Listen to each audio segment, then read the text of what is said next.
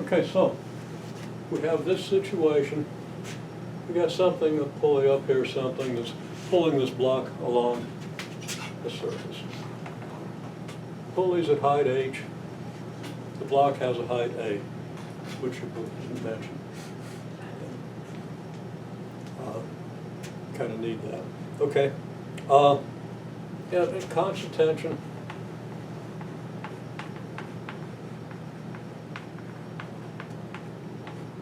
F, meaning that this block is being pulled with a constant force F at whatever angle you're at when you're at position X. Well, we can sketch a triangle here with theta here, X here, and H minus A here. Is that clear? Okay, that was pretty straightforward. We've done this and straight and so forth. And of course in statics, if you've had it. So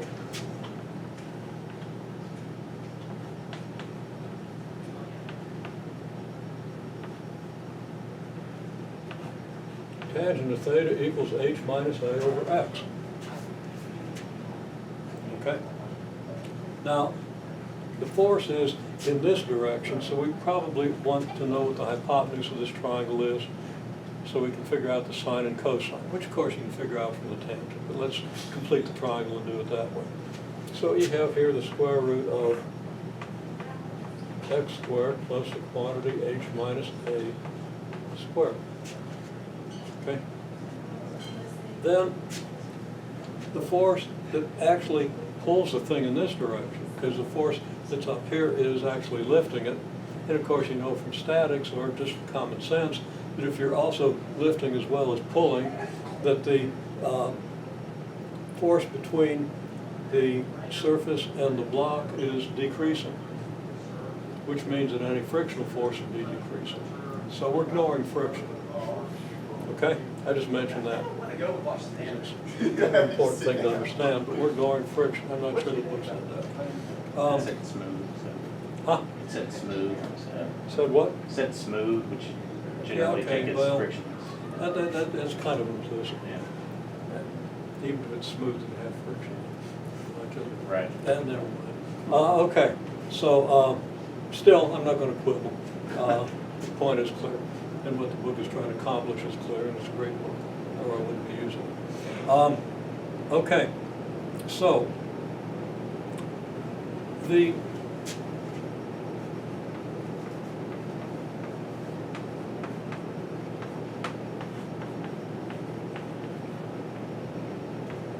I knew I should have planted that rice seed this morning.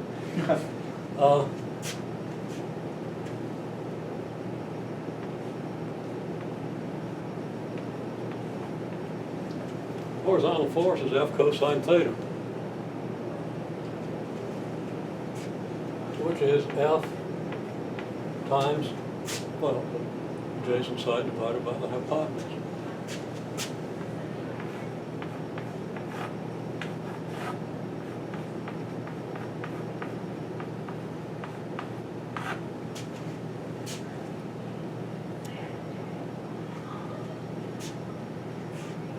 And let's call that F sub X, X component of the force. Okay, so like it's been, this is totally equivalent. This force is totally equivalent to this force in the horizontal direction and an F sine theta force up here.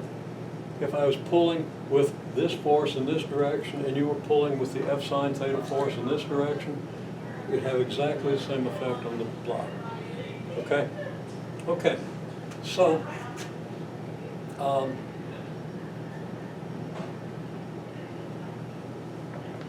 what we're trying to figure out, well, you have a differential equation.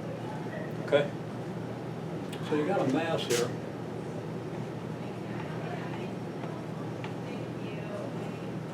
And you know that acceleration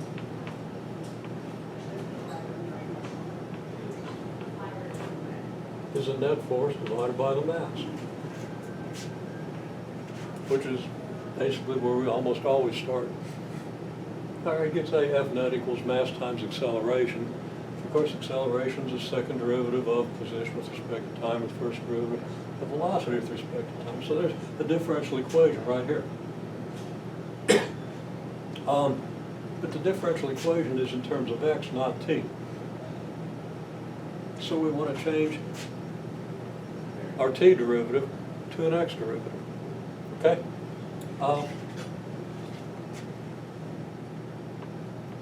So F net over m is A, well that's dv dt, or the second derivative of x with respect to t. We've already done stuff with second order equations, so you see how that can work. But we're not doing a second order equation now. What we're doing is we're trying to figure out velocity as a function of time, or as a function of position. Okay? Well, dv dt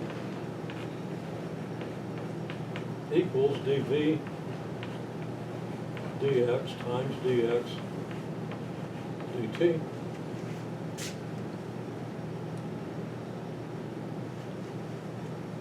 And that should equal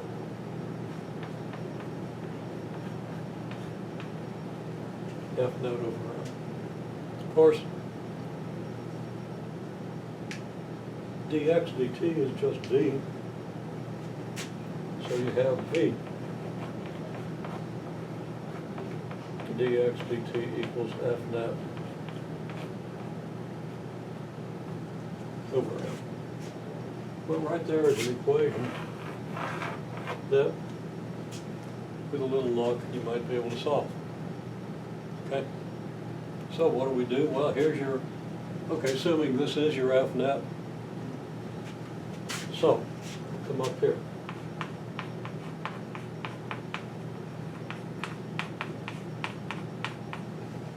If F net equals Fx, which it is if you have a horizontal frictionless surface here,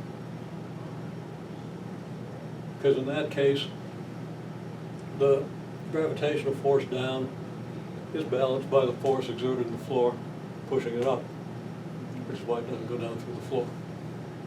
And you hope your floor is strong enough, but there it is, okay?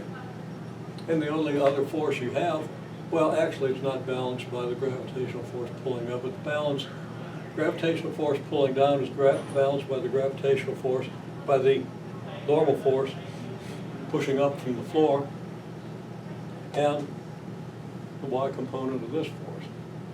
Okay, because as I said before, this thing tends to lift the thing off the floor, so the floor doesn't have to exert as much force, right? Okay, so anyhow, those forces are all in balance. The only thing that isn't in balance is the horizontal force. That's what you really have to focus on. The other stuff is just kind of window dressing and embellishment, but you have to understand it if you're going to do engineering with it, okay? And if you've had statics, you do it. If not, doesn't matter. Okay, not for this course. F net equals then Fx, which means that you can write v dx dt, v dv dx. Yeah, I wrote dx dt here. And all of a sudden it doesn't make sense. It's a good thing I'm at least paying that much attention. Okay, dv dx equals f times x over this square root term, which I'm not going to write out just yet. Okay? Put in the stuff where we need it. Well, what kind of equation is that?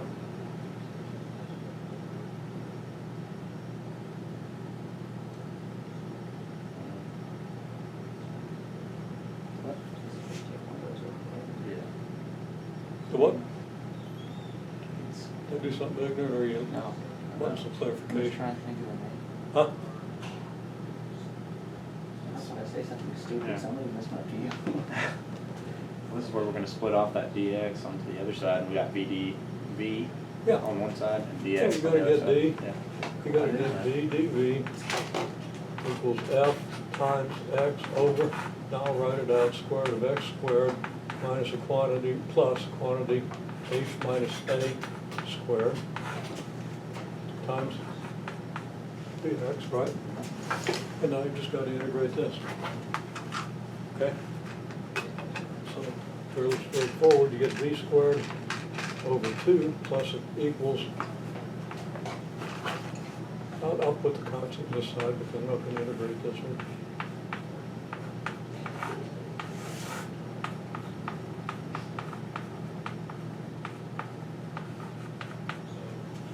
Okay.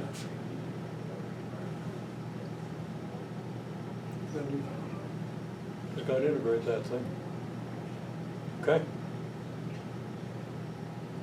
And as I keep advising you, you need to have your integration technique to the point where you can do that. Okay? Which is why I assign problems, so you'll have to use some integration technique to solve them. Okay? So I'm not going to tell you how to integrate that. Okay? Standard type integral. It's probably easier if you let h minus a just be a constant. Okay? So how do you integrate x over the square root of x squared, say plus b squared? Probably do a u sub then. Try to at least. Do what? I'd probably start with the u sub. Yeah, but what are you going to let u equal? X squared plus b squared. Huh? X squared plus b squared. Okay. Let u equal x squared plus b squared, then you're going to get du equals 2x dx, aren't you? Well, that's easy, isn't it? Okay? So, turns out that looks a little ugly. If you put it in this form, it's a little easier to see. And you can, because h minus a is just this distance. And if I'd have been writing the book, and not, again, not to criticize the authors, whom I think were great. You hear that, authors? Yeah. You guys, in less than 2 hours up the road, you know, you can come and get me if you have to. So I'm really, it's a great book. That's why I'm using it. Okay, so, you know, I'd have labeled this as H. Okay? Yeah. There's no point in labeling this as H. In this situation, like, we can use like a datum, or a datum line at the top of the block, just Yeah. everything below is just, Yeah, I'd have done this.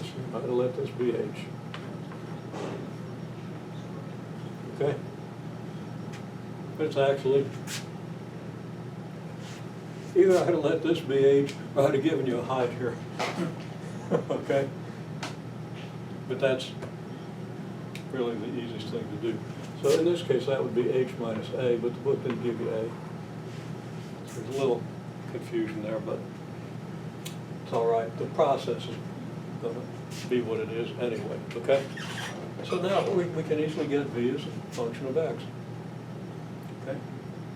So we just have essentially a reciprocal square root of X squared plus B squared. Okay?